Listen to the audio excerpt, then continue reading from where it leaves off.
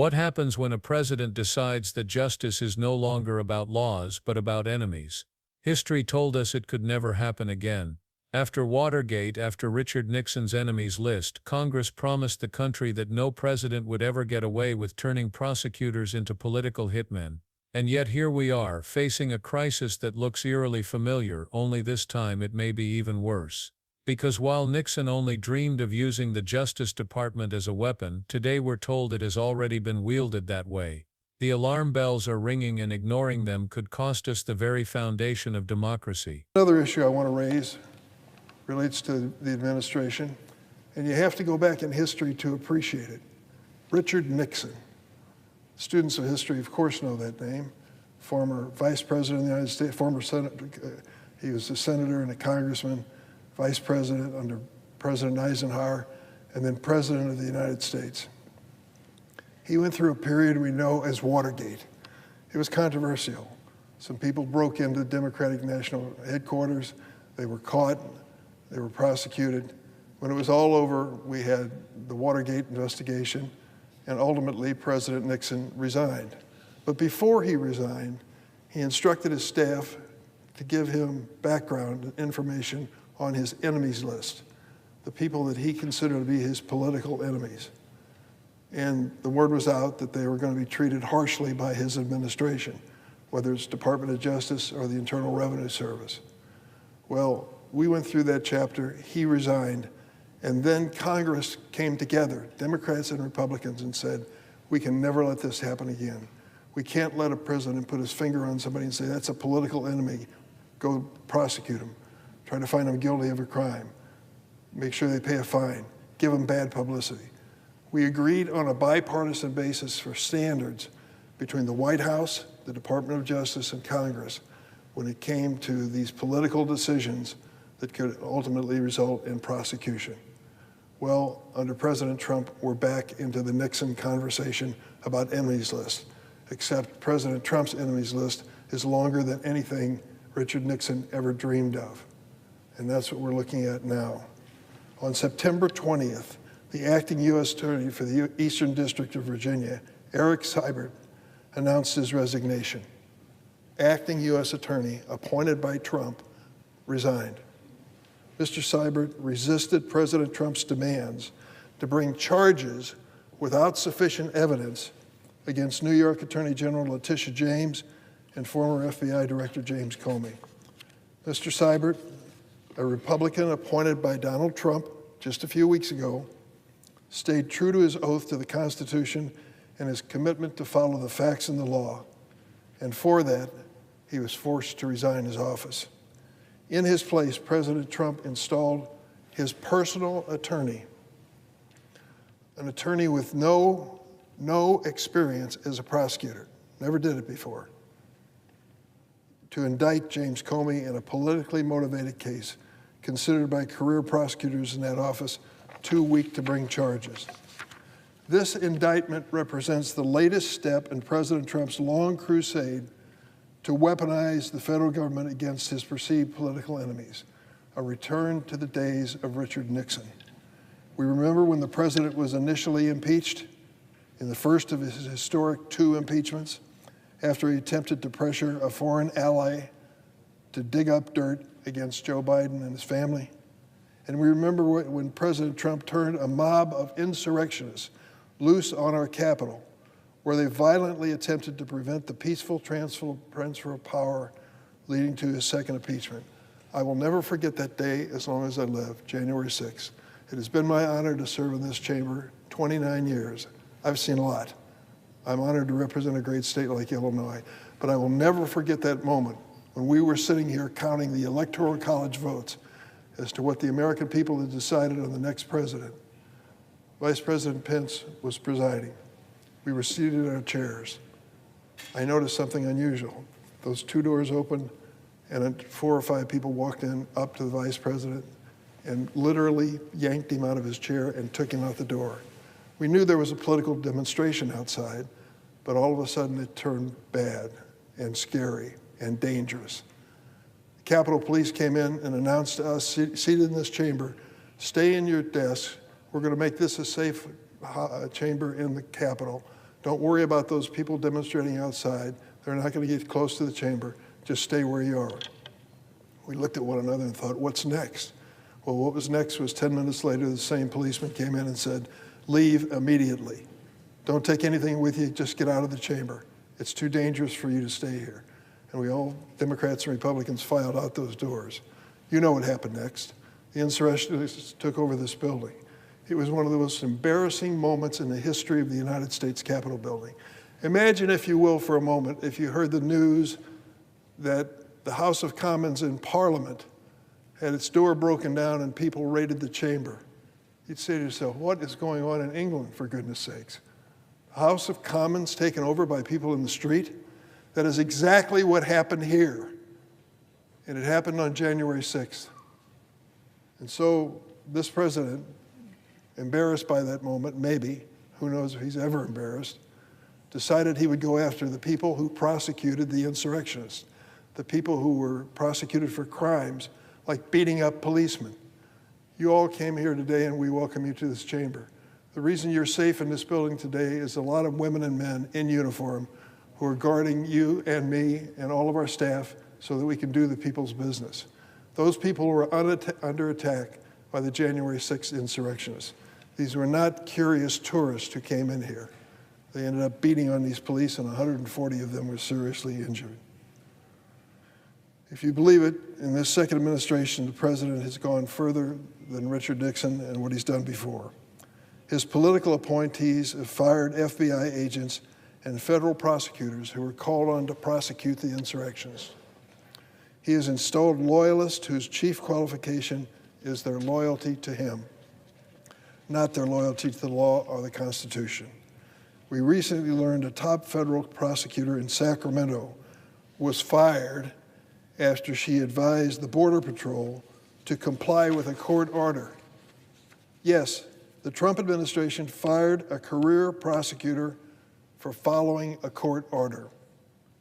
Never in our history in the history of our country has a president so brazenly demanded the baseless prosecution of his rivals, and he doesn't even try to conceal it or hide it. He glories in this constitutional outrage. In a social media post, President Trump issued a command to Attorney General Bondi, and I quote, "They impeached me twice and indicted me 5 times over nothing. Justice must be served now. We can't delay any longer." He's referring to the prosecution of James Comey. Imagine that, a sitting president commanding his attorney general to prosecute state and federal officials who simply tried to uphold the rule of law. That's exactly what this president is doing. What Richard Nixon was stopped from doing, he is doing.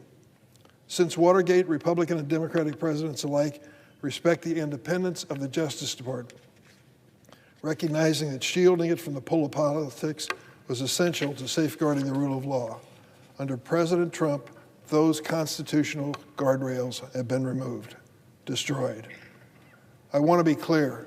What you're seeing from the Trump White House is not normal. This just isn't some inside the Beltway drama. If the president can turn the Department of Justice and the FBI into his own personal police force to target his political enemies, he can just as easily turn it against ordinary Americans. And the dam is already starting to break. The president sent active duty forces into Los Angeles earlier this year to put down protest of his administration's cruel immigration raids. He threatened to make war on the city of Chicago, which I'm honored to represent, by sending forces into that city as well as Memphis, Tennessee, and has now ordered the military to Portland with authorization to use, quote, full force. Full force in Portland, Oregon. The governor of Oregon, the mayor of Portland said what the president said about being at war and unlivable is just plain wrong, and yet he does it. It's a slippery slope into authoritarianism. Once DOJ and our military have been politicized, there are few guardrails left. So while today it's Letitia James and James Comey who are the targets, tomorrow it could be our fellow citizens who dare to even criticize the policies of the Trump regime. That is the risk we face and the danger that lies ahead in its perilous moment. That's why I've opened an investigation calling for answers from Attorney General Bondi, including making available several Trump-installed loyalists for questioning. The American people deserve to know if the chief law enforcement agency of the United States is following. It started with a simple test of loyalty.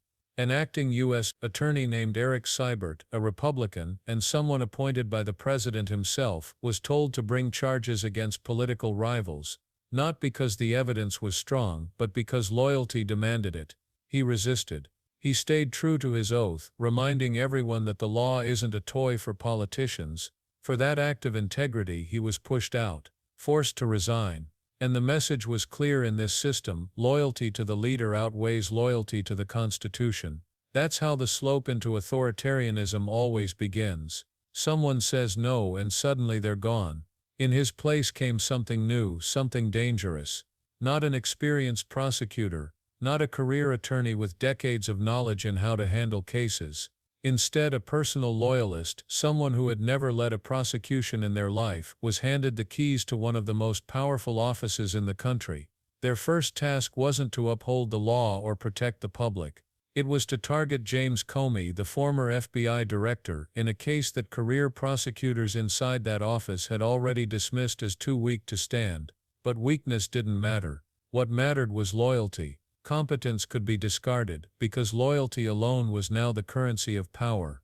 That appointment wasn't an accident, it was a strategy that stretched back years. Remember, this wasn't the first time the justice system had been bent to personal will. When the president was impeached for the first time, it was for trying to coerce a foreign ally to investigate a political opponent's family. That was the earliest warning shot. And when impeachment came again, it was tied to one of the darkest days in modern American history, January 6th.